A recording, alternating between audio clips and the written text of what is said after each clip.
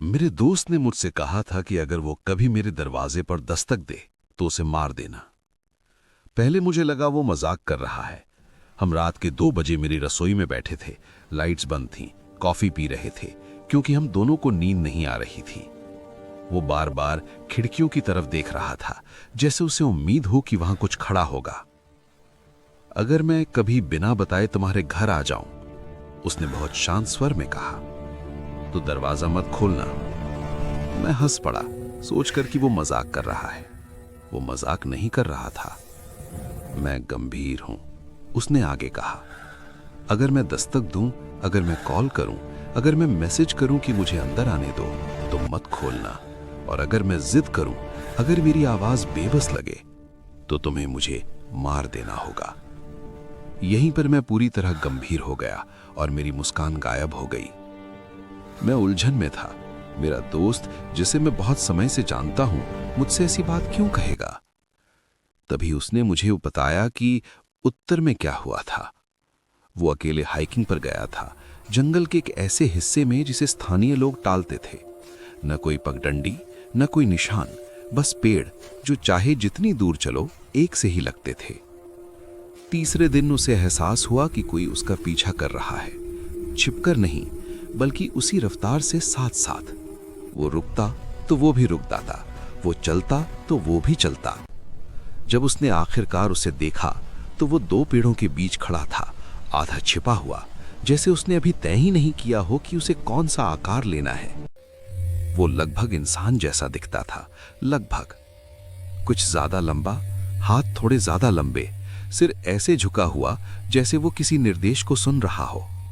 जब उसने मुंह खोला तो उसने मेरे दोस्त की आवाज में बोला, लेकिन गलत शब्दों के साथ, जैसे उसने भाषा किसी को कांच के पीछे से वाक्य बोलते देखकर सीखी हो। मदद करो, मैं रास्ता भटक गया हूं।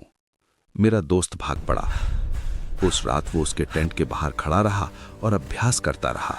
उसने कहा कि वो उसे अपना नाम बार बार दोहराते हुए सुन सकता था, हर बार सुर बदलते हुए, शांत, घबराया हुआ, गुस्से में, हंसता हुआ, रोता हुआ। उसने कभी टेंट को छुआ नहीं, वो बस सीखता रहा। सुबह तक कैंप साइट से दूर जाती हुई पैरों की 2 कतारें थीं, लेकिन वापस सिर्फ एक ही आई।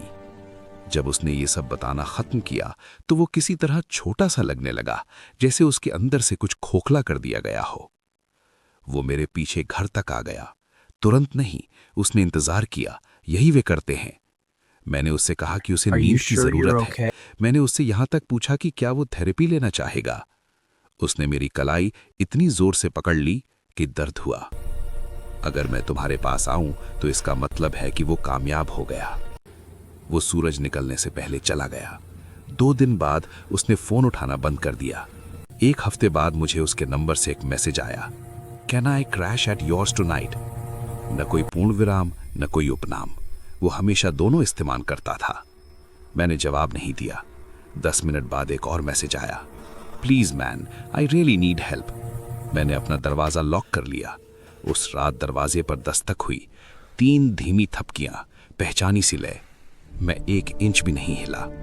मेरे अपार्टमेंट के बाहर वाले हॉलवे से उसकी आवाज आई, बिल्कुल स्थिर, मुझे पता है तुम जाग रहे हो। मैं चुप रहा। दरवाजे के उस पार कुछ हिला, एक लंबी सांस, फिर और धीमे से। मैंने तुम्हें कहा था कि ऐसा होगा। हैंडल घूमी, दरवाजा नहीं खुला, लेकिन वो घूमी। मुझे बिल्कुल नींद नहीं आई।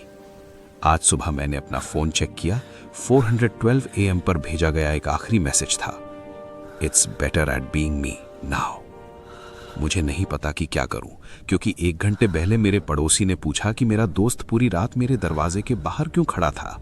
कहा कि वो बिल्कुल नहीं हिला, कहा कि वो बस खड़ा रहा, मुस्कुराया और इंतजार करता रहा। मुझे नहीं पता मेरे दोस्त के साथ क्या हुआ, लेकिन वो चीज जो भी थी वो नहीं था। अगर आपको ये कहानी पसंद आई हो और आप ऐसी और दिलचस्प मज़ेदार हॉरर कहानियां सुनना चाहते हैं तो हमारे चैनल को सब्सक्राइब करना मत भूलिए। लाइक और कमेंट करके हमें बताइए कि अगली कहानी आप कौन सी सुनना चाहेंगे।